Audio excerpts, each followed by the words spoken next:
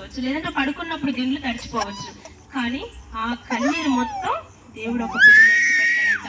కానీ మనం కన్నీరు కార్చినప్పుడు అది వ్యర్థముగా కార్చామంటే వ్యర్థముగా ఏమైంది, ఇంకిపోయిద్ది. కానీ మనం దేవుని దగ్గర కార్చే కన్నీరు ప్రతి ఒక్కటి ఆయన బుడ్డిలో ఎత్తపడిద్ది. నాకు దేవుడు చూయించాడు, నన్ను పరలోకానికి తీసుకెళ్తే నన్ను తీసుకెళ్ళిపోతున్నాడు దేవుడు. వరుసగా ఇలా పెట్టేసినారు కన్నీటి గుడ్లు, సీసాలు చాలా అందంగా ఉన్నాయి. వరుసగా ఇలా పేర్చేసినారు. దాంట్లో తీసుకొచ్చి ఫస్ట్ లైన్ లో 2వ వచ్చి ఇచ్చాడు. నా పేరు దివ్య అని రాస్తున్నారు తెల్లటి అక్షరాలతో. అది చూసా. దేవుడు అంటున్నాడు, ఇదిగో నువ్వు కాచిన ఈ కన్నీటికి నేను జీవ కిరీటం ఇవ్వబోతున్నాను అన్నాడు. ఇట్లా అన్నాడు, నువ్వు కాచిన ఈ కన్నీటికి జీవ కిరీటం ఇస్తాను అన్నాడు. నీ కళ్ళు తెచ్చా. మనం కాచే ప్రతి కన్నీరు ఎవరి దగ్గర ఉంటుంది, దేవుని బుడ్డిలో దాచబడి ఉంటుందంట. అందుకే మనం ఏం చేయాలంటే, మనం మనుషుల దగ్గరికి వెళ్ళి కన్నీరు కార్చకూడదు, మనుషులకి చెప్పుకొని మనం బాధపడకూడదు.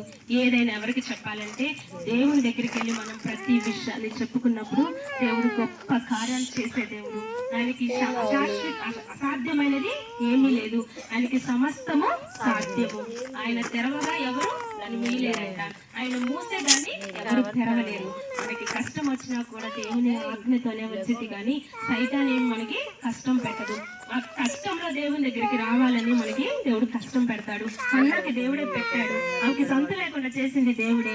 ఎందుకంటే ఆమె దేవుని దగ్గరికి రావాలి, ఆమె కన్నీరు అక్కడ కారవాలి, అక్కడ దైవజనం చల్ల తిట్లు తినాలి, ఆ తర్వాత బిడ్డను నేను ఇస్తాను, ఆ బిడ్డను నాకు ప్రతిష్ఠించాలి అని దేవుని ఉద్దేశం. కాబట్టి ఏం చేశాడంటే ఆమె గర్భఫలాన్ని మూత వేశాడంట.